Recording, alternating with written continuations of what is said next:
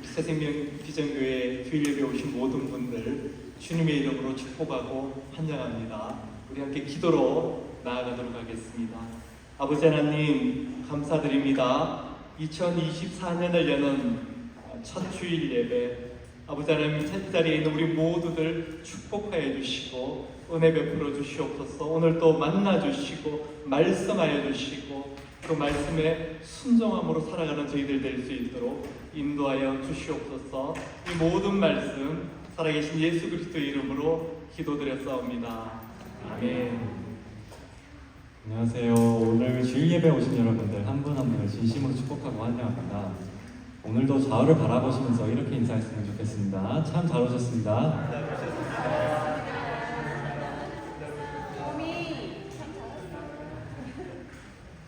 네, 그럼 저희 다 같이 일어서서 기쁜 마음으로 주님을 찬양드리기 원합니다.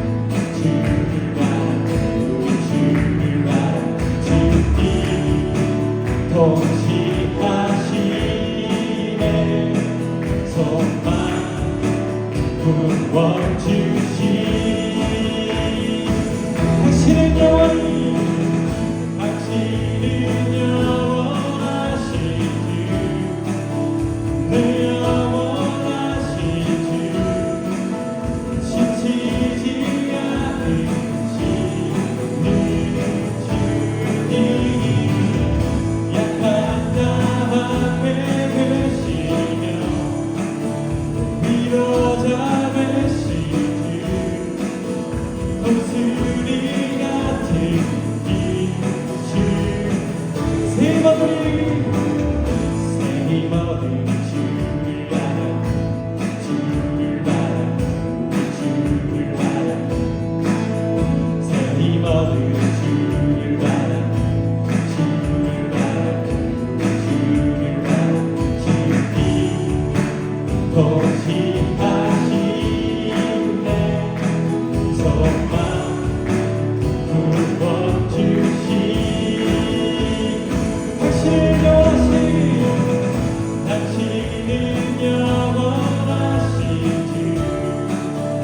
내 영원하신 주 지치지 않는 신의 주님 약한 자 앞에 되시며 위로자 되신 주 독수리 같은 이 주님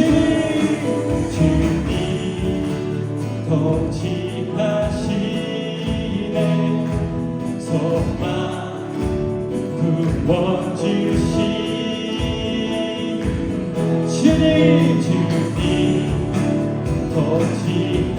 통치하시네 소망 구원 주신 다같이 당신은 영원하신 당신은 영원하신 주 내 영원하신 주 지치지 않은 신의 주님 약한 자 앞에 되시며 위로자 되신 주 독수리 같은 이 당신은 영원하신 당신은 영원하신 주 내 영원하신 주 지치지 않는 신의 주님 약한 자 앞에 되시며 위로자 되신 주 독수리 같은 이 주시네 아멘 아멘 다같이 앉으셔서 계속해서 찬양드리길 원합니다.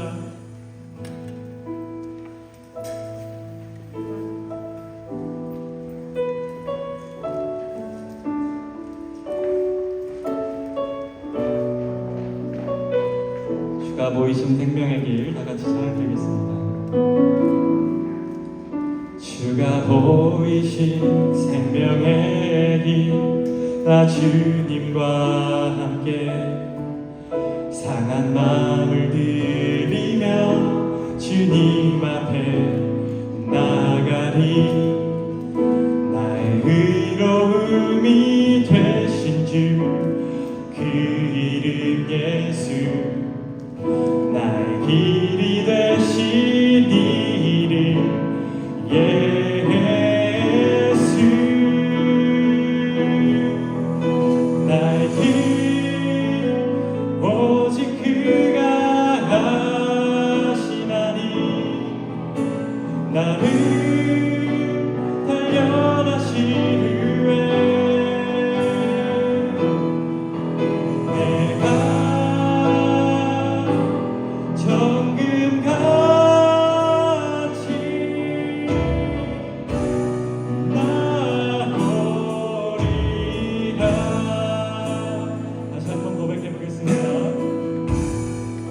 주가 보이신 생명의 길 나 주님과 함께 상한 마음을 들이며 주님 앞에 나가리 나의 의로움이 되신 주 그 이름 예수 나의 길이 되신 이름 예수 나의 길 오직 그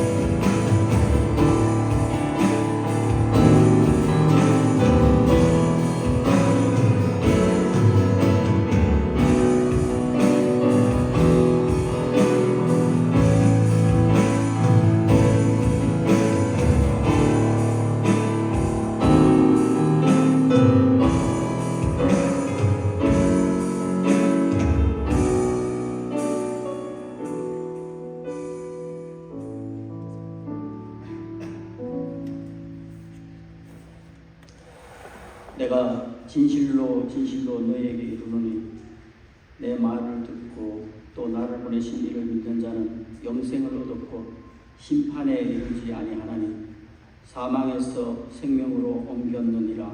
아멘. 사랑의 하나님, 2014년 새해 첫 주일에 주님을 사모하는 마음으로 하나님을 찬양하며 예배드리게 하시니 감사를 드립니다. 무엇보다도 작년 한 해 동안 힘들고 어려웠던 많은 일들이 있었음에도 불구하고 오늘 새로운 결심과 각오로 모두가 한자리에 모여 예배드리도록 특권 허락하심에 다시 한번 주님께 감사와 찬양을 올려드립니다. 금년 한 해도 주님의 뜻 가운데 가을 수 있도록 인도하여 주시고 작은 일에도 늘 감사한 마음으로 살아가도록 저희들을 축복하여 주시옵소서. 주님, 지난 한 주간도 이기적으로 살면서 남을 섬기는 일에는 인색하게 살았음을 고백합니다.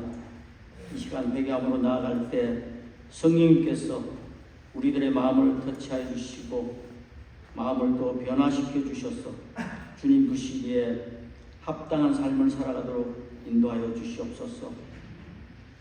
하나님, 특별히 기도하옵기는 육신의 연약함과 어려움에 처해 있는 지체들이 있습니다. 예수님의 능력의 손길로 만져주셔서 깨끗하게 치유와 회복을 경험할 수 있도록 역사하여 주시옵소서. 하나님, 우리 교회를 위해서 기도합니다. 지난 1년 열심히 밭을 일구어 씨 뿌리고 기초를 단단하게 다졌다면 올해부터는 사기도단하고 건강하게 성장해서 주위에 선한 영향력을 끼치는 교회로 쓰임받게 하여 주시옵소서. 그래서 하나님의 소원을 이루어드리는 사명 공동체로, 사랑의 공동체로 쓰임받을 수 있도록 저희 교회를 사용하여 주시옵소서. 하나님 아버지, 목장들을 위해서 기도합니다. 믿지 않는 영혼들을 구원해서 예수 닮은 제자로 세우는 목장들로 쓰임받게 하여 주시고 올해 최소 한 명씩 침례를 주는 그런 각 목장들이 될 수 있도록 축복하여 주시고 이를 위해 목자 목녀님들이 기도와 섬김의 본이 되는 삶을 살 수 있도록 결단하게 하여 주시옵소서. 하나님, 특별히 목장에서 후원하고 있는 선교사님들을 위해서 기도합니다. 선교지의 어려운 환경 속에서도 새로운 생명의 구원을 전하는 소식들이 들려오게 하심에 감사를 드립니다. 선교사님들의 사역 가운데 물질적으로 부족하지 않도록 채워주시고 영적 육적으로 늘 항상 강건하게 할 수 있도록 그래야 해서 세계 복음화를 위해 주어진 사명을 잘 감당해 나갈 수 있도록 축복하여 주시옵소서. 하나님, 오늘 또한 특별히 별도로 예배드리는 영유아 유수반을 위해서도 기도합니다. 그 예배드리는 곳에서도 동일한 하나님의 은혜가 차고 넘치도록 축복하여 주시고 특히 인도하시는 사모님께도 지혜의 영이 충만할 수 있도록 인도하여 주시옵소서. 원성재 담임 목사님을 위해 기도합니다. 말씀과 기도를 통해 교회를 세워나가는데 영적 리더십을 허락하여 주시며 오늘 예배 가운데 목사님께서 하나님의 말씀을 개헌하실 때 저희들에게 꼭 필요한 하나님의 음성 되게 하옵시고 성도들이 결단하고 삶이 변화되는 귀한 예배 될 수 있도록 성령님 인도하여 주시옵소서. 모든 것을 감사드리며 우리 주 예수 그리스도 이름으로 기도드리옵나이다. 아멘.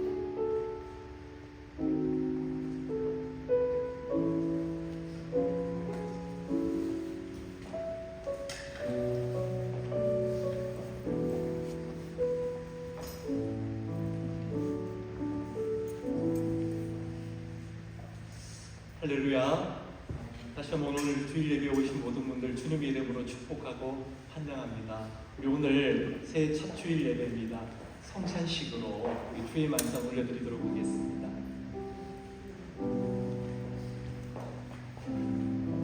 성찬위원들은 앞으로 나와주시기 바랍니다.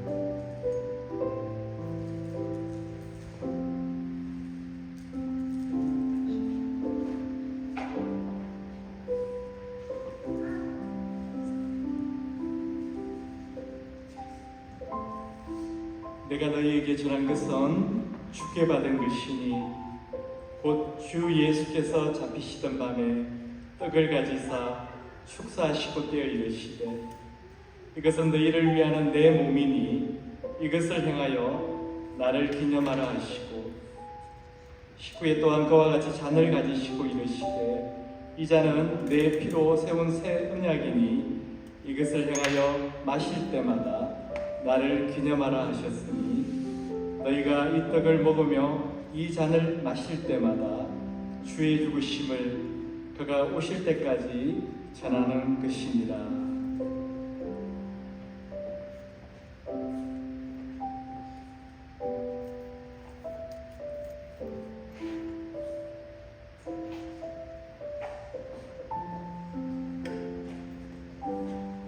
우리 떡과 포도주를 받으실 때까지 묵상하시기를 바랍니다. 오늘은 특별히 우리 예수님께서 우리와 함께 해주시는 것이, 나와 함께 하시는 것이 어떤 의미를 갖는지 묵상하시기를 바랍니다.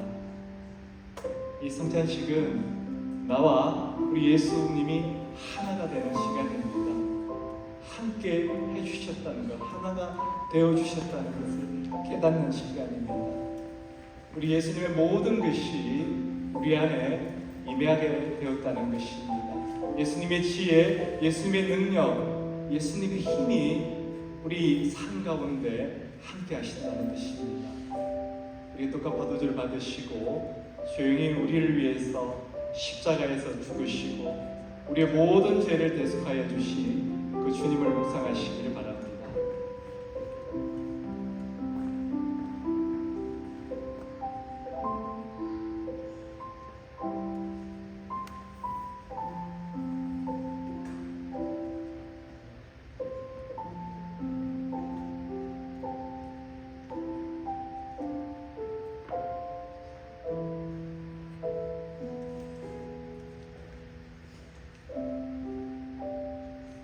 주님이 심산식 가운데 놀라운 우리 주님의 은혜를 부어주시옵소서. 우리의 삶 가운데 성령의 권능이 임하는 삶, 성령의 능력이 있는 삶을 살아가는 저희들이 될 수 있도록 놀라운 은혜를 부어주시옵소서. 주님의 보혈이 우리의 모든 죄를 사하였음을 믿사옵니다. 우리 과거 안에 있던 우리의 부끄러운 모든 것들, 죄성된 본질들, 이 모든 것들이 떠나가는 역사 하나님 허락하여 주시고 우리의 부끄러운 과거가 주님의 빛 가운데로 나와서 새롭게 되는 역사 있게 하여 주시옵소서. 아버지 하나님, 우리의 삶 가운데 힘들고 어렵고 고단한 모든 것들이 하나님 빛 가운데 온전케 되는 역사 일어나게 하여 주시옵소서.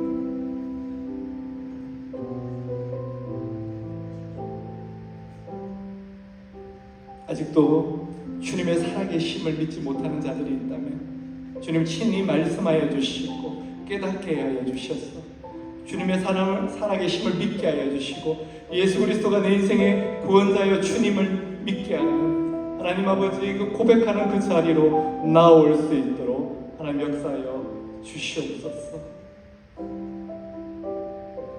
이제 떡과 포도주를 우리 먹고 나누도록 하겠습니다.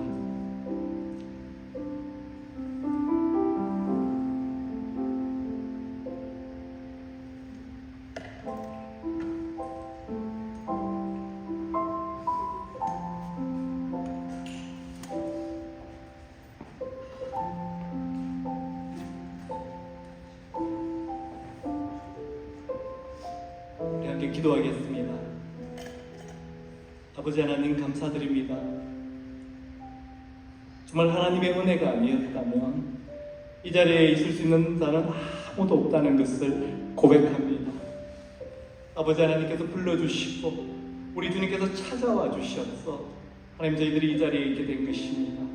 하나님 저희들이 삶을 살아가면서 온전히 주님의 살아계심을 인정하고 하나님이 우리 주인, 우리 삶의 주인이심을 온전히 고백하는 복된 삶을 살아갈 수 있도록 인도하여 주시고 은혜 베풀어 주시옵소서. 이 모든 말씀 살아계신 예수 그리스도의 이름으로 기도드렸사옵니다. 아멘. 성찬 의원님들 해주시면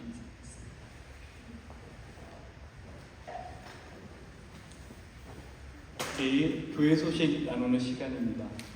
먼저 우리 오늘 방문해 주신 분 환영하는 시간 갖도록 하겠습니다. 로라장 자매님, 감사합니다. 우리 일어나 주시면 잘해주십니다. 우리 다른 분도 계신데 우리 예배 끝나고 교제하면서 환영해 주시기 바랍니다.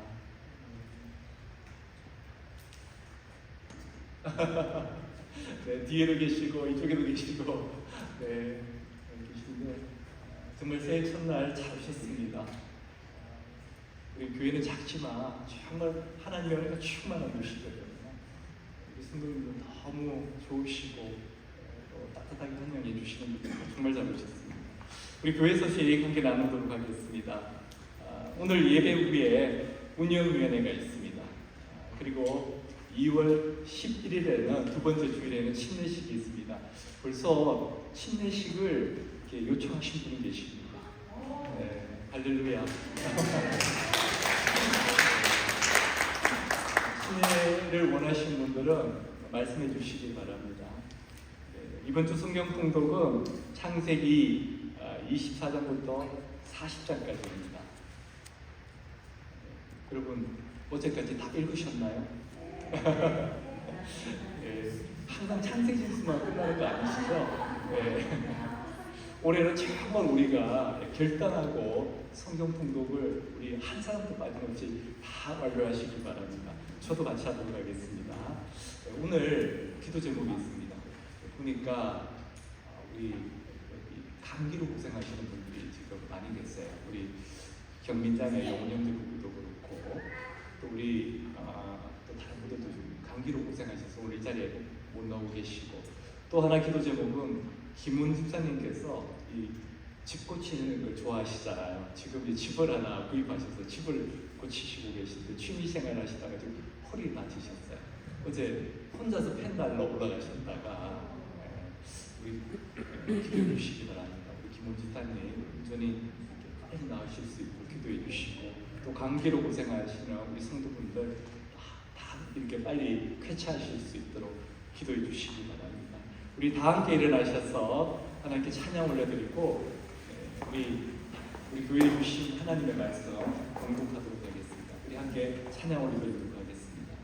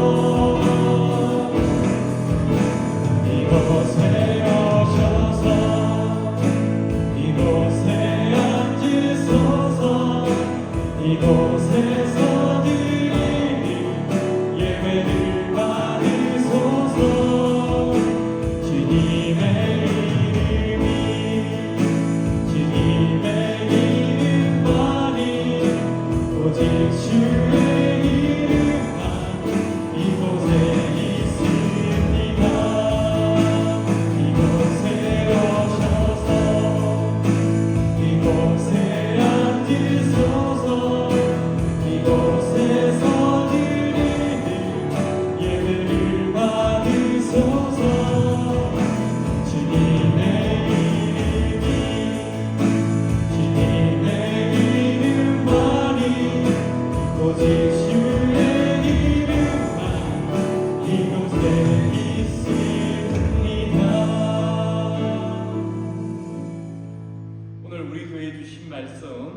사도행전 1장 1절로부터 11절 말씀입니다. 사도행전 1장 1절로부터 11절 말씀입니다. 우리 함께 한 목소리로 봉독하도록 하겠습니다. 데오빌로여, 내가 먼저 쓴 글에는 물은 예수께서 행하시며 가르치시기를 시작하심부터 택하신 사도들에게 성령으로 명하시고 성천하신 날까지의 일을 기록하였노라. 그가 고난받으신 후에 또한 그들에게 확실한 많은 증거로 친히 살아계심을 나타내사 40일 동안 그들에게 보이시며 하나님 나라의 일을 말씀하시니라. 사도와 함께 모이사 그들에게 분부하여 이르시되 예루살렘을 떠나지 말고 내게서 들은 바 아버지께서 약속하신 것을 기다리라. 요한은 물로 침례를 베풀었으나 너희는 맨날이 못되어 성령으로 침례를 받으리라 하셨느니라. 그들이 모였을 때에 예수께 여쭈어 이르되 주께서 이스라엘 나라를 회복하심이 이때니까 하니 이르시되 때와 시기는 아버지께서 자기의 권한에 두셨으니 너희가 알 바 아니요 오직 성령이 너희에게 임하시면 너희가 권능을 받고 예루살렘과 온 유대와 사마리아와 땅끝까지 이르러 내 증인이 되리라 하시니라. 이 말씀을 맞으시고 그들이 보는데 올려져 가시니 구름이 그를 가려 보이지 않게 하더라. 올라가실 때에 제자들이 자세히 하늘을 쳐다보고 있는데 흰옷 입은 두 사람이 그들 곁에 서서 이르되 갈릴리 사람들아 어찌하여 서서 하늘을 쳐다보느냐. 너희 가운데서 하늘로 올려주신 이 예수는 하늘로 가심을 본 그대로 오시리라 하였느니라. 아멘. 앉으시겠습니다. 아버지 하나님, 감사드립니다.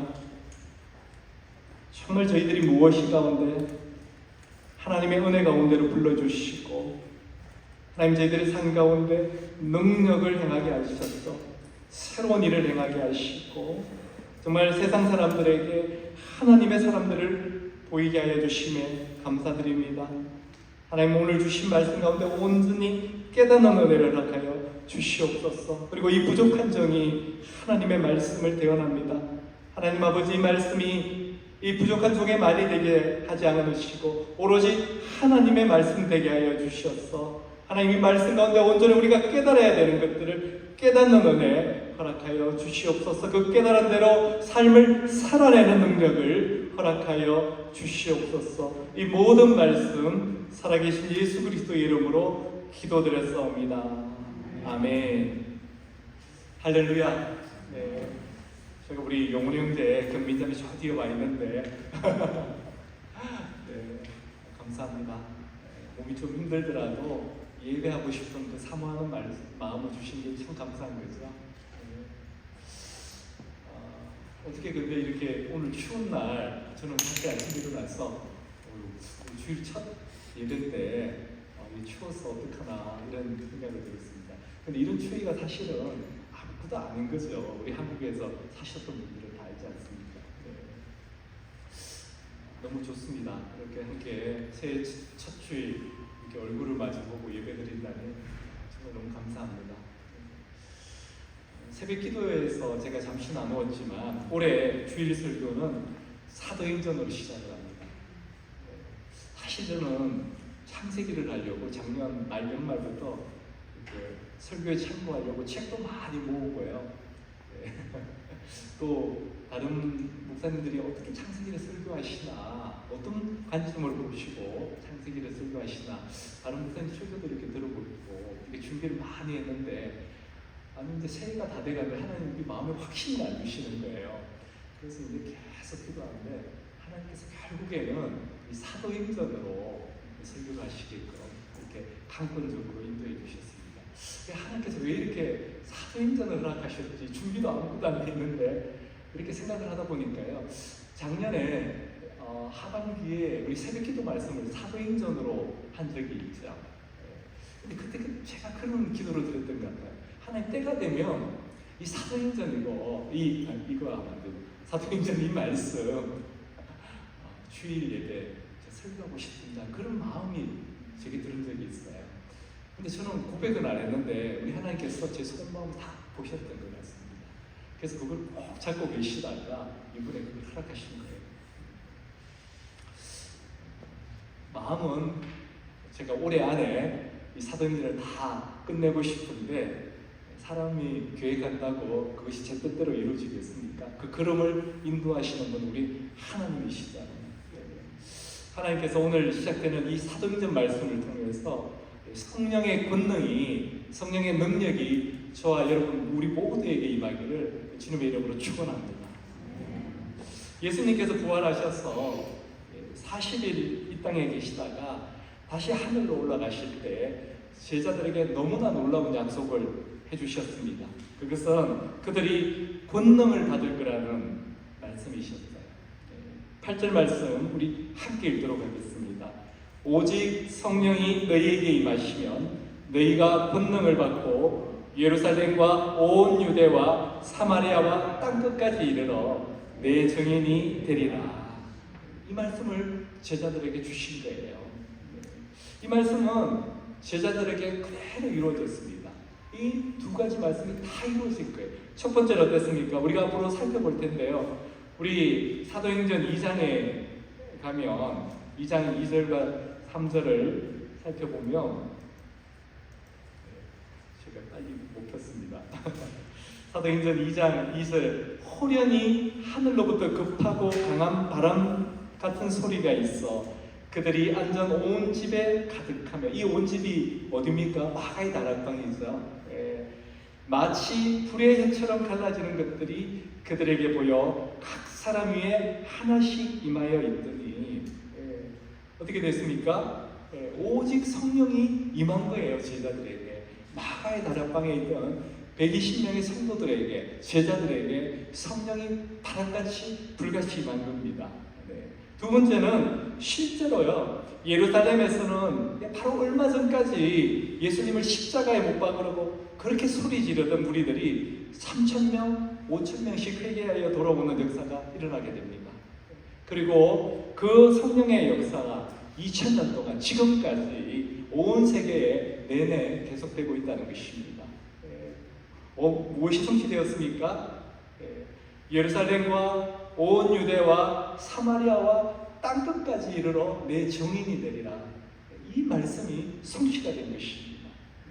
심지어 이 말씀은요, 이 부흥의 역사, 이 구원의 역사, 이 회개의 역사는 무덤 속에서도 계속되었습니다. 무덤 속에서. 제가 아직 로마를 가보지는 못했지만 로마에 가면 꼭 가보고 싶은 데가 있습니다. 여러분은 어디를 상상하십니까? 성 베드로성당 거기가 아니고 저는 바로 로마에 있는 카타콤이라는 지하묘지를 가보고 싶습니다. 여기 사진에 올라오고 있죠. 거기는 이 로마 기독교인들이 말할 수 없는 핍박을 피해서 살던 집도 버리고 재산도 다 버리고요. 오직 믿음 하나로 이 지하 무덤에 가서 들어가서 살았던 것입니다. 여러분 상상이나 되셨습니까? 이 지하 무덤에 사람이 산 것입니다. 얼마 동안 살은 줄 아십니까? 놀라지 마십시오. 무려 300년 동안. 300년 동안 이 지하 무덤에서 로마에 있는 기독교인들이 산 것입니다. 나 예수 안 믿어요. 이 말 한마디만 하면 해를 볼 수 있고 하늘을 볼 수 있는 그곳에서 살 수 있는데 그렇게 하지 않았다는 것입니다. AD 313년 우리가 잘 아는 콘스탄티누스 대제가 기독교를 공인하고 나서야 그들은 비로소 그 무덤에서 나와가지고 해를 보고 하늘을 볼 수 있었던 것입니다. 어떻게 300년 가까운 세월을 그것도 땅 속이 아니고 그냥 땅 속이 아니고 무덤에서 살 수가 있었단 말입니다. 거기서 태어나서 죽기를 300년이면 몇 대를 계속했을 것입니다. 나중에 이 유골 발굴 작업을 한 사람들의 증언에 의하면요 200만 구 이상의 유골이 발견되었다고 합니다. 그 당시 로마의 인구가 100만 명 정도였다고 하니까요 얼마나 많은 그리스도인들이 오랫동안 저곳에서 살고 죽었는지를 우리가 알 수가 있습니다. 저곳이 바로 그들의 집이었고 그들의 교회였고 그들의 무덤이었던 것입니다. 그것이 어떻게 가능했을까요? 그것은 바로 성령의 권능이 그들에게 임했기 때문에 그렇습니다. 우리가 신앙생활하면서 가지는 오해가 하나 있는데 그것은 성령의 권능은요 특별한 사람들한테만 임한다는 것입니다. 나는 아니야. 우리가 예수 그리스도의 복음은 다 받았지만은 성령의 권능은 나는 아니야. 저 우리 김 집사님, 저 우리 이 집사님한테만 임할 거야. 이런 생각이라는 것입니다. 그런데 결코 그렇지 않다는 것입니다. 예수 그리스도의 십자가 복음이 모든 그리스도인에게 주어진 것이라면 성령의 권능 또한 모든 그리스도인에게 주어졌다는 것입니다. 우리는 이 사실을 믿어야 한다는 것입니다. 왜냐하면 그것이 하나님이 우리를 향한 계획이시기 때문에 그렇습니다. 하나님께서 예수 그리스도를 이 땅에 보내셔서 우리를 구원하시고 난 다음에 우리를 향한 계획이 따로 있으셨던 것입니다. 그것은 바로 성령의 권능이 있는 삶을 살게 하시는 것이었습니다. 성령의 권능이 나타나는 삶을 살게 하시는 것이 우리 하나님의 계획이셨어요. 여러분은 예수 믿는 사람 하면 어떤 이미지가 떠오르십니까? 어느 여론조사 기관에서 종교별 이미지를 조사한 적이 있다고 합니다. 불신자들이 보는 예수 안 믿는 사람들이 생각하는 예수 믿는 사람들에 대한 이미지겠죠. 우선 좋은 이미지부터 보면요, 예수 믿는 사람은 술, 담배 안 하는 사람, 예수 믿는 사람은 일요일에 꼭 예배 드리러 가는 사람, 예수 믿는 사람은 죄 안 짓는 사람, 예수 믿는 사람은 착한 사람, 예수 믿는 사람은 성실한 사람이라고 대답한 사람이 많았다는 겁니다. 여러분 어떠십니까? 그 사람들이 우리를 생각하시는 그 모습대로 살아가고 계십니까? 근데 꼭 이렇게 좋은 이미지만 있지는 않겠죠. 당연히 부정적인 이미지도 있을 겁니다. 예수 믿는 사람은 고리타분한 사람, 예수 믿는 사람은 시대에 뒤떨어진 사람, 예수 믿는 사람은 자기 중심적인 사람, 이런 평가도 받았다고 합니다. 그러나 정말 그럴까요? 하나님께서 바라시는, 하나님께서 원하시는 예수 믿는 사람의 모습이 정말 그런 것뿐일까요? 그렇지 않다는 것입니다. 성경을 보면요, 하나님께서 원하시는 예수 믿는 사람들의 모습이 정말 놀라울 정도로 도전적이고 담대하다는 거 여러분 아십니까? 여러분 한번 상상해 보십시오. 거인 골리앗 앞에선 소년 다윗, 한번 상상해 보십시오. 이게 하나님께서 생각하시는 그리스도인의 모습이라는 것입니다. 이것을 어떻게 착하다고, 성실하다고, 자기중심적이다고 그렇게 말할 수가 있겠습니까? 이스라엘 왕 중에 여호사밧이라는 왕이 있었습니다. 모압과 암몬 연합군이 몰려오자요, 어떻게 하신 줄 아십니까? 전쟁에 싸우러 나가는데 제 앞에 성가대를 내세워서 나가고 있습니다. 적들은 칼과 창을 들고 쫓아오는데, 달려오는데 우리는 어떻습니까? 나팔을 불면서 찬양을 하면서 나가는 것입니다. 어떻게 이런 발상을 할 수 있죠? 어떻게 이런 발상을 할 수 있는 사람을 고리타분하다고 말을 할 수가 있겠습니까? 오직 하나님만 섬기고 하나님께 기도하기 위해서 사자굴에도 들어가고 풀무불 속에도 들어갔던 다니엘과 그 세 친구, 이 성경이 말하는 예수 믿는 사람들, 어떻게 자기중심적이라고 이야기할 수 있겠습니까? 바로 이런 사람들이 하나님을 믿는 하나님의 자녀들의 모습이라는 것입니다. 이런 모습을 보고 우리는 성령의 권능이 임했다, 그렇게 이야기합니다. 하나님의 영이 임하지 않고는요 도저히 할 수가 없는 일이었기 때문에 그렇습니다. 삼손이 나귀 특대 하나를 가지고요 블레셋 사람 1000명을 때려 죽입니다. 우리 삼손이 언제부터 그런 사람이 되었냐면, 우리 사사기 15장 14절 말씀을 보면 이렇게 이야기합니다. 삼손이 레이의 이름에 블레셋 사람들이 그에게로 마주 나가며 소리 지를 때 여호와의 영이 삼손에게 갑자기 임하시네. 나귀 특대 하나로 1000명을 때려 죽이는 거, 삼손이 자기 힘으로 했다는 게 아닙니다. 여호와의 영이, 성령의 권능이 삼손에게 임할 때 그런 일을 하게 되었다는 것입니다. 예수님께서 너희가 권능을 받을 것이라고 그렇게 말하시는 말씀은요, 우리도 삼손과 같은 그런 일을 하게 된다는 것입니다. 밖에 나가서 사람들 때려 죽이라는 게 그게 아니고, 세상 사람들이 볼 때에 이건 정말 하나님의 영이 임했구나, 이건 저 사람의 힘이 아니야, 저 사람의 능력이 아니야, 하나님이 일하셨구나 하는 그런 일을 하게 된다는 것입니다. 그게 우리를 향한 하나님의 계획이라는 것입니다. 그래서 사람들이 우리를 보고 하는 말이 있습니다. 세상이 감당하지 못하는 사람, 세상이 감당하지 못하는 사람. 2024년 새해에는요, 세상이 감당하지 못하는 성령의 권능이 있는 삶을 살아가는 저와 여러분이 되기를 주님의 이름으로 축원합니다. 사람들이 오해하고 있는 게 또 하나 있는데요, 그것은 사람들은 다 편안하고 안정적인 삶을 살기를 원한다는 것입니다. 근데 정말 그럴까요? 그렇지 않다는 것입니다. 더구나 하나님이 우리를 처음 만드실 때 우리 안에 있는 그 모습은 더 그렇지가 않다는 것입니다. 우리가 사는 이 미국, 세상에서 가장 부유하다고 생각하는 이 미국에 사는 젊은이들을 한번 보시기 바랍니다. 고생을 사서 하는 사람들이 얼마나 많습니까? 지금도 머레인 콜프스인가요? 해병대에 지원하는 사람들이 그렇게 많습니다. 그렇지 않습니까?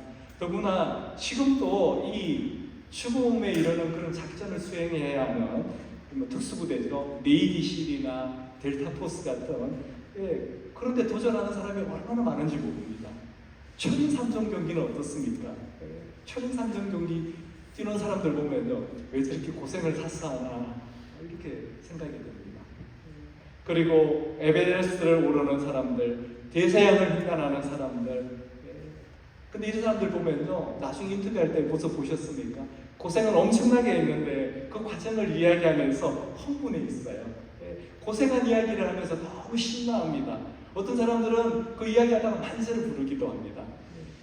진짜 사람들이 다 편안하고 안정적인 삶만 원할까요? 그렇지 않다는 것입니다. 왜 그렇습니까? 편안하고 이 안정적인 삶을 산 사람들은요, 자기 인생에 대해서 할 말이 없는 거예요. 나 전혀 고생 안 하고 살았는데 그런 이야기 아무도 듣고 싶지 않다는 것입니다.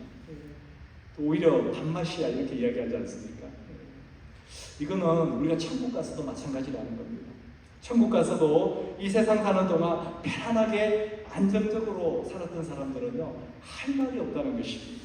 왜 그렇지요? 우리 하나님이 우리에게 주신 본능은요, 가만히 편안하게 사는 것이 아니기 때문에 그렇습니다. 왜 그렇습니까? 우리가 하나님의 형상대로 창조된 자들 아닙니까? 하나님이 바로 그러신 분이기 때문에 그렇습니다. 하나님은 늘 새로운 일을 이루기를 원하셨어요. 그래서 우리도 그런 새로운 일에 쓰임받기를 원하신다는 것입니다. 밤잠을 자지 못하고 정말 많은 고생을 했지만 정말 하나님이 하기를 원하시는 그 일, 하나님이 이루시기를 원하는 그 일, 하나님이 영광 받으시는 그 일을 하고 난 다음에 우리에게 오는 그 희열이 있잖아요. 그 기쁨이 있지 않습니까? 하나님도 우리에게서 그걸 원하신다는 것입니다. 제가 지금 이렇게 이야기하니까 교회를 위해서 잠도 자지 말고 어떤 일을, 큰 일을 행하라, 큰 일을 하시라고 이렇게 말씀드리는 게 전혀 아닙니다.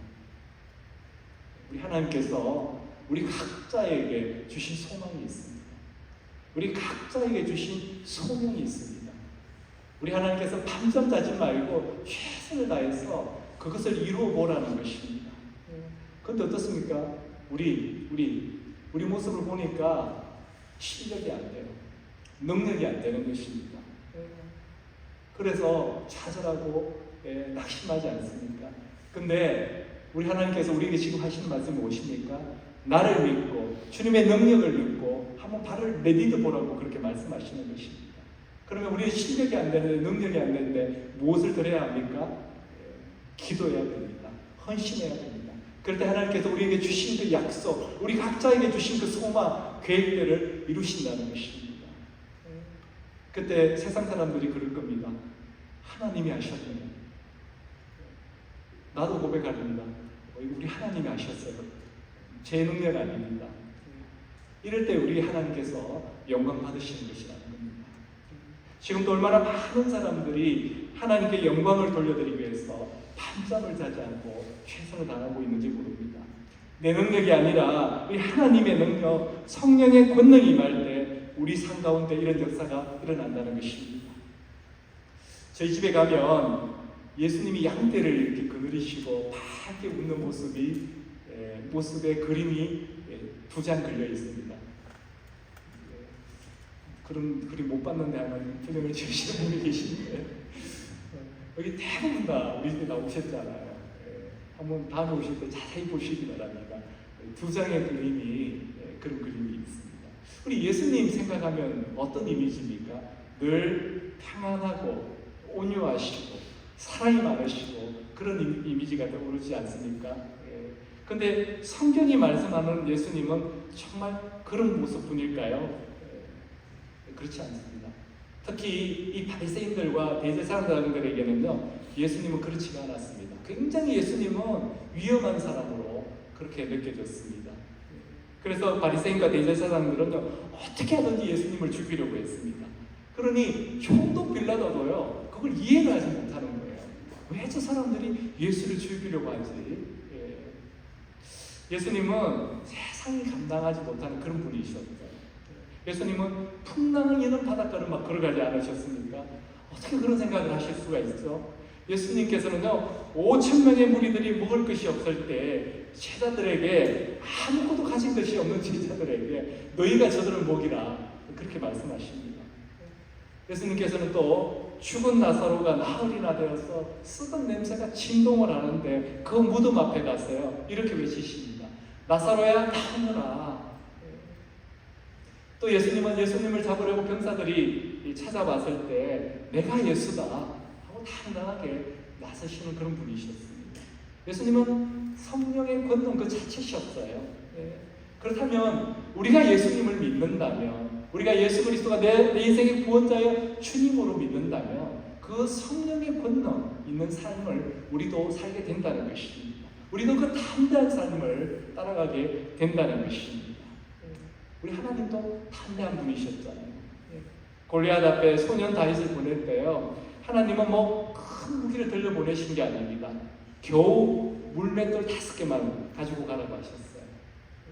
그리고 기도원이 군대를 모집할 때 그때 이 미디안과 아말렉 군대가 얼마나 많이 왔습니까? 그 많은 군대를 대적할 때 이 32,000명의 군사들을 모으게 해주셨어요. 근데 그 32,000명 군사들 보고 우리 하나님께서 어떻게 말씀하셨어요? 너무 많다. 다 보내. 그리고 겨우 300명 데리고 전쟁을 하게 하시고 승리하게 하셨습니다. 하나님이 이렇게 담대하시고 모험을 즐기시는 분이셨어요. 권능이 계시기 때문에 그렇습니다. 예수 그리스도 안에서 우리를 향하여 하나님이 계획하시고 계신 것이 바로 이 권능이 있는 삶을 살아가게 하는 것입니다. 오늘 이 시간 우리 이 자리에 계신 분들 중에는 아직도 내게는 그 권능이 없다, 나는 아니야, 못 믿는 분이 계실지도 모르겠습니다. 그렇다면 오늘 이 8절 말씀을 꼭 붙드시기를 바랍니다. 오직 성령이 너희에게 임하시면 너희가 권능을 받고 예루살렘과 온 유대와 사마리아와 땅끝까지 이르러 내 증인이 되리라 하는 이 말씀을 꼭 붙드시기를 바랍니다. 그런데도 불구하고 나는 아니야, 이런 분이 계시지 않습니까? 그렇다면요, 이 말씀이 그냥 성경에 기록된 말씀이라고 오늘 생각하지 마시고 오늘 이 시간 나에게 주신 내마의 말씀, 하나님의 말씀이라고 꼭 믿으시기를 바랍니다. 안타깝게도 많은 성도분들이 성령을 받아라고 하면, 성령의 권능을 받아라고 하면요, 안 믿는 분들이 계십니다. 나하고는 상관없다고 그렇게 생각하시는 분들이 너무나 많습니다. 근데 이런 분들은요, 그 삶이 힘든 거예요. 그 삶 가운데 늘 부딪히는 문제들 가운데 또 이 어려운 문제들 만나게 되고 또 힘든 문제들 만나게 되면 주저앉고 낙심하게 됩니다. 그리고 하늘만 쳐다보게 된다는 것입니다. 하나님 왜 안 도와주세요? 제가 이렇게 하나님 앞에 기도하는데 왜 안 도와주세요? 이렇게만 이야기한다는 것입니다. 그래서 11절에 보면 이르되 갈릴리 사람들아 어찌하여 서서 하늘을 쳐다보느냐, 너희 가운데서 하늘로 올려주신 이 예수는 하늘로 가심을 본 그대로 오시리라. 성령이 임하기 전에 제자들의 모습은 어땠습니까? 능력 있는 삶을 살지 못했습니다. 성령의 권능이 있는 삶을 살지 못했습니까? 늘 어려움을 만나면요 하늘만 쳐다보는 것입니다. 예수님은 얼굴만 쳐다보는 것입니다. 그러니 오늘 11절에 어찌하여 하늘만 쳐다보는가 그렇게 말씀하시는 것입니다. 마치 감나무 밑에서 감이 떨어지기를 바라면서 입 벌리고 있는 사람의 모습이라는 것이죠. 이렇게 무능력하게 사는 것은 하나님께서 우리를 향한 계획이 아니라는 것입니다. 나를 향한 계획은요 능력이 있는 사람, 성령의 권능이 있는 삶을 살게 하시는 것이라는 것입니다. 어느 목사님 설교에서 들은 이야기입니다. 어느 남자 집사님이 처음으로 새벽 기도를 나왔다고 합니다. 너무 대견한 거예요. 젊었을 때부터 내가 저 천년을 봤는데 아니 마음이 다 돼서 처음 새벽 기도를 나오네. 그래서 너무 기특해서 새벽 기도 마치고 목사님이 아침을 사주셨어요. 근데 그때 아침 먹으면서 그 집사님이 이런 이야기를 하는 겁니다. 목사님, 제가 자발적으로 새벽 기도에 나온 것은 처음입니다. 예수 믿고 처음입니다. 근데 오늘 새벽 기도에 나와서 하나님께서 제게 깨닫게 해주신 것이 있습니다. 그것은 저의 죄가 뭔지를 깨닫게 해주셨습니다. 그 죄는 바로 제가 그동안 하나님을 멸시했다는 것입니다. 그러면서 그 집사님이요 통회하는 마음으로 고백을 하더라는 것입니다. 내가 그동안 정말 하나님을 멸시하고 살았구나. 내가 그것을 모르고 살았구나. 그것을 오늘 처음 나와서 새벽 기도에 나와서 깨닫게 되었다고 그렇게 고백을 했다는 것입니다. 이스라엘 백성들이 가나안 땅에 들어가기 전에 다시 수를 세워보지 않았습니까? 근데 수를 세워보는 과정 중에 알게 된 것이요 출애굽 1세대 처음 그 애굽 땅에서 나올 때 그 출애굽 1세대는 한 명도 안 보이는 것입니다. 갈렙과 여호수아 빼고는 한 명도 안 보이는 것입니다. 다 광야에서 죽었습니다. 그러면서 왜 이렇게 되었나 보니까요 가데스 바네아에서 가나안 땅을 정탐했을 때 그때 10명의 정탐꾼이 하나님께서 분명히 이 가나안 땅, 젖과 꿀이 흐르는 이 약속의 땅을 주셨는데 그 땅에 대고 부정적인 보고를 했지 않습니까? 그 땅은 비옥하다, 소산이 많다. 그런데 우리는 들어갈 수가 없다. 그 땅에 가면 거인들이 사는데 우리는 그에 비하면 메뚜기 같은 존재다. 우리 들어가면 안 된다. 우리 다시 돌아가자. 그렇게 보고를 했지 않습니까? 그때 그 보고를 들었던 모든 이스라엘 사람들이 다 통곡하면서 울었습니다. 우리를 이 광야에서 죽게 하려고 여기까지 불러내었느냐? 우리를 가나안 땅에 들어보내면 우리는 다 죽을 텐데 우리가 다른 지도자를 뽑아서 다시 애국으로 돌아가자고 하면서 모세를 향해서 돌을 들고 치서 죽이려고 했습니다. 그때 하나님의 영광이 임해서 모세는 겨우 살게 된 것입니다. 그때 하나님께서 하나님이 젖과 꿀이라는 가나안 땅에 너희들을 들여보내 줄 것이라고 하는 이 약속을 믿지 못하고 오히려 하나님을 원망하고 그리고 자기들이 가나안 땅에 들어가면 다 죽을 것이라고 또 애굽으로 돌아가자고 했던 이 이스라엘 백성들을 향해서 우리 하나님께서 뭐라고 말씀하셨냐 하면요 나를 멸시한 백성이라고 그렇게 말씀하셨습니다. 우리 민수기 14장 11절 같이 한번 읽도록 하겠습니다. 여호와께서 모세에게 이르시되 이 백성이 어느 때까지 나를 멸시하겠느냐 내가 그들 중에 많은 이적을 행하였으나 어느 때까지 나를 믿지 않겠느냐. 하나님은 하나님의 약속을 믿지 않는 사람들에게 나를 멸시한다고 말씀하십니다.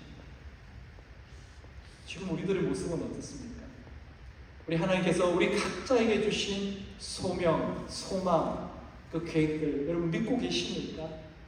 행하려고 발자국 한 발자국 이렇게 내딛고 계십니까? 아니면 주저앉아 계십니까? 우리 하나님께서는요 하나님의 약속을 하나님의 축복을 믿지 못하는 것을 멸시받았다고 그렇게 말씀하십니다. 우리가 하나님의 약속을 믿지도 못하면서 어떻게 우리가 하나님의 축복을 받으려고 한다는 것입니까? 성령의 권능을 받을 것이다. 그리고 그 말씀은 우리에게 이미 이루어졌다는 것을 우리가 믿어야 된다는 것입니다. 1장 4절입니다. 사도와 함께 모이사 그들에게 분부하여 이르시되 예루살렘을 떠나지 말고 내게서 들은 바 아버지께서 약속하신 것을 기다리라. 우리가 정말 성령의 권능이 우리에게 임했다는 것을 믿으신다면 이 1장 4절의 말씀도 믿어야 된다는 것입니다. 이 말씀대로 순종해야 된다는 것입니다. 어떤 말씀을 순종해야 됩니까? 기다리라는 말씀입니다. 기다리라는 말씀. 약속하신 것을 기다리라. 물론 이 약속하신 것은 1장 4절의 말씀은 성령입니다. 성령이 우리 사도행전 2장에 보면 임하셨잖아요. 그런데 이 약속하신 것 성령뿐입니까? 우리에게 주신 소명, 우리에게 주신 소망, 우리에게 주신 계획, 이 약속하신 것을 기다리라는 것입니다. 성령께서 우리에게 말씀하시기 전까지, 우리의 마음에 확신이 있기 전까지는 말하거나 움직이면 안 된다는 것입니다. 제가 이 사도행전을 강의하게 되면서 그것을 온전히 깨닫게 되었습니다.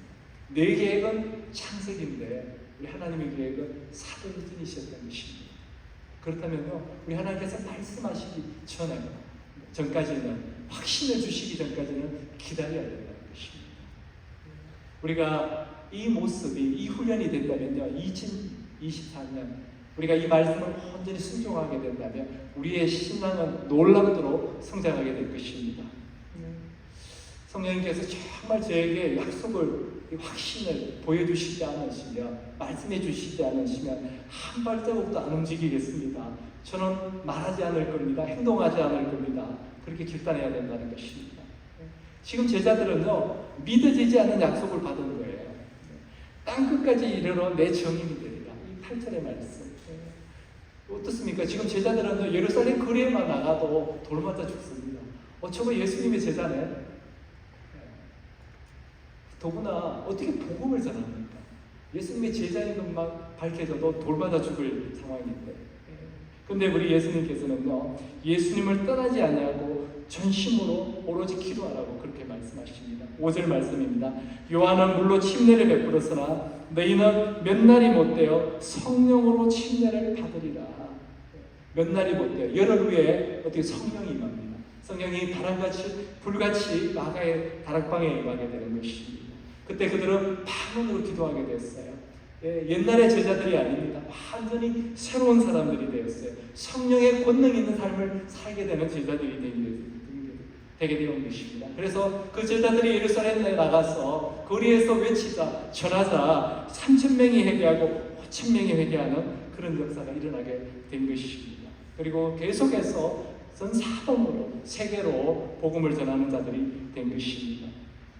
우리가 이 성령 침례를 받는다는 것은, 성령의 권능을 받는다는 것은 예수님과 우리가 하나라는 것입니다.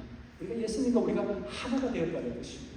그렇다면 우리도 성령의 능력, 성령의 권능이 있는 삶을 살게 된다는 것입니다. 예수님을 3년 동안에 따라다니면서 제자 훈련을 그렇게 받았던 제자들도 능력 있는 삶을 살지 못했습니다. 그러나 성령이 임하시니까 성령의 권능을 받고 난 후에는요, 능력 있는 삶을 살게 된 것입니다. 오늘 이 시간 우리가 정말 성령의 권능이 있는 삶을 살고 싶다면 우리 안에 와 계신 성령님이 우리를 붙잡고 계시다는 것을, 성령의 약속하심을 믿어야 됩니다. 성령님은 이미 우리 안에 와 계시기 때문에 그렇습니다. 그런데 우리는 너무 그 성령님을 무시하고 살아가고 있지 않습니까? 제가 새로운 삶 공부할 때 늘 부르는 찬양이 있습니다. 이 찬양은 알려진 찬양은 아니고요. 항상 부르는 성령님 찬양합니다. 성령님 찬양합니다. 내 안에 계시는 성령님 찬양합니다.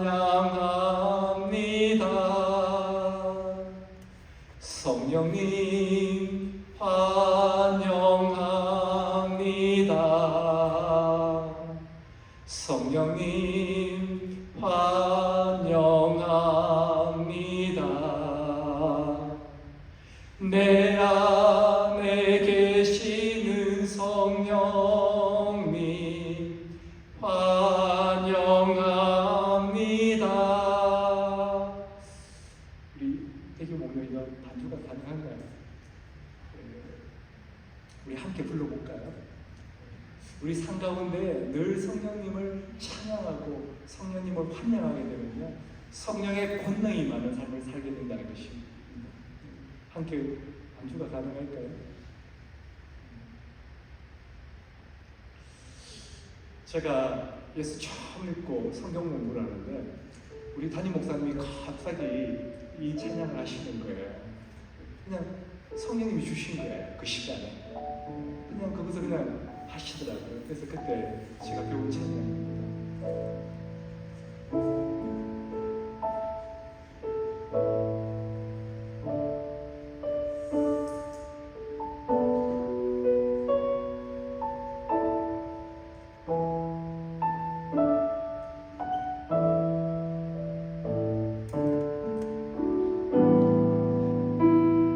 성령님 찬양합니다.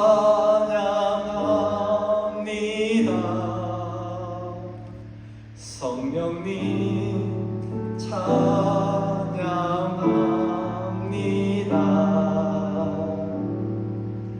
내 안에 계시는 성령님 찬양합니다. 성령님 환영합니다. 성령님 환영합니다. 내 안에 계시는 성령님 환영합니다.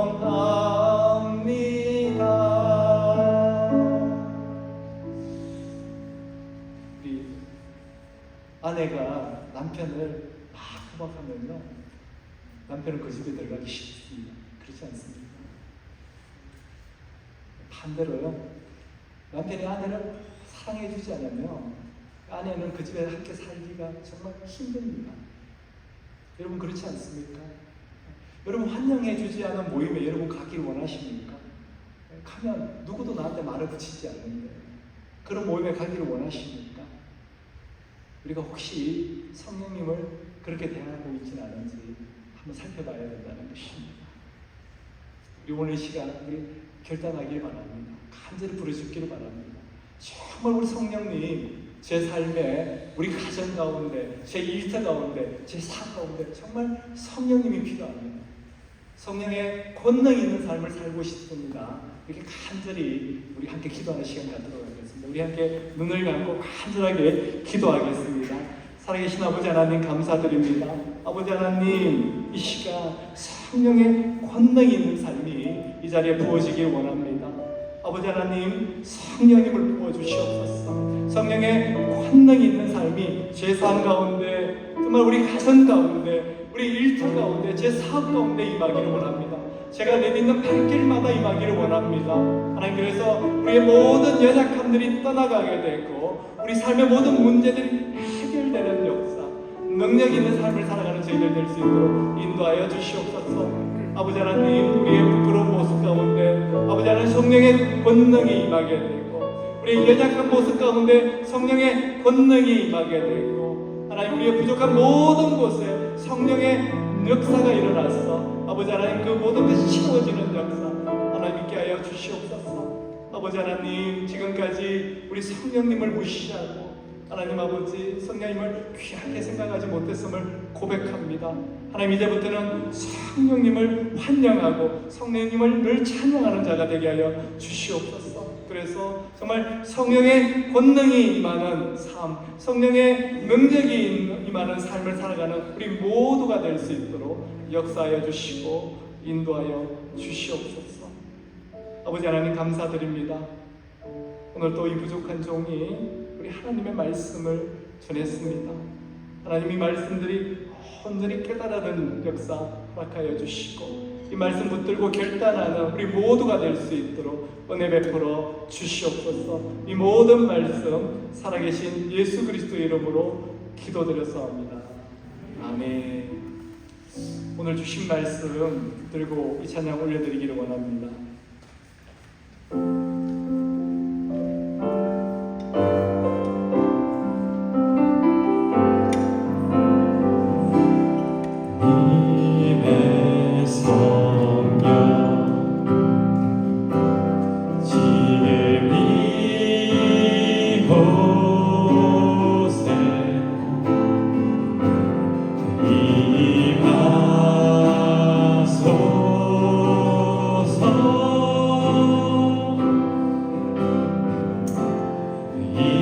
임하소서. 다시 한번 고백하길 원합니다. 주님의 성령, 주님의 성령, 지금 이곳에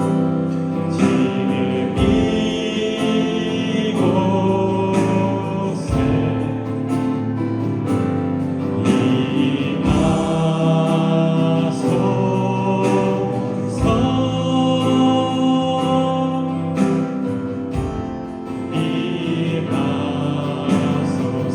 할렐루야,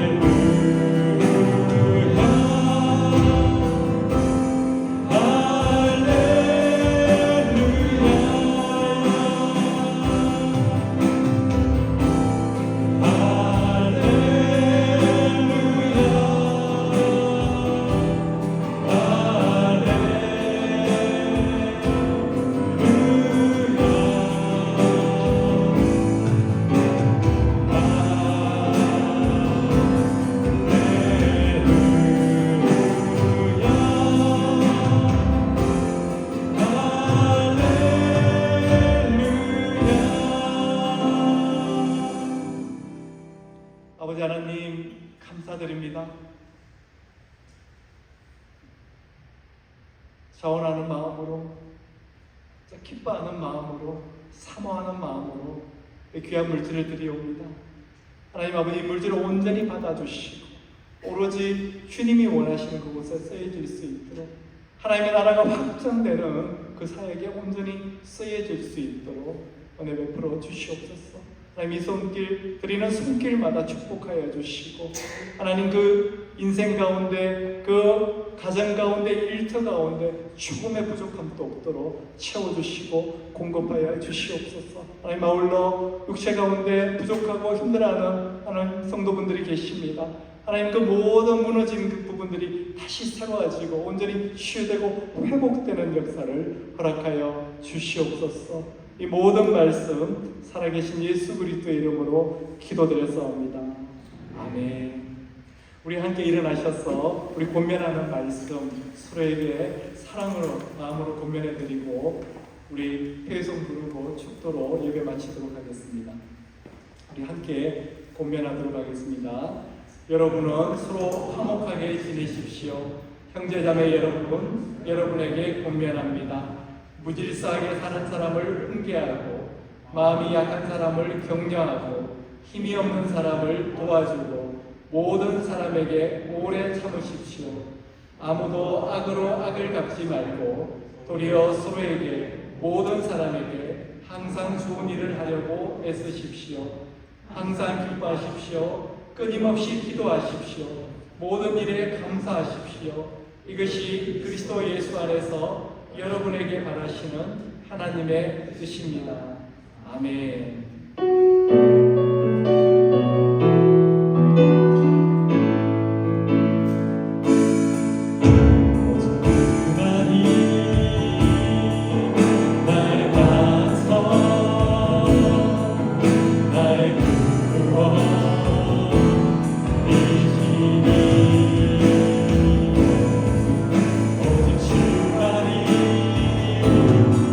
나의 산성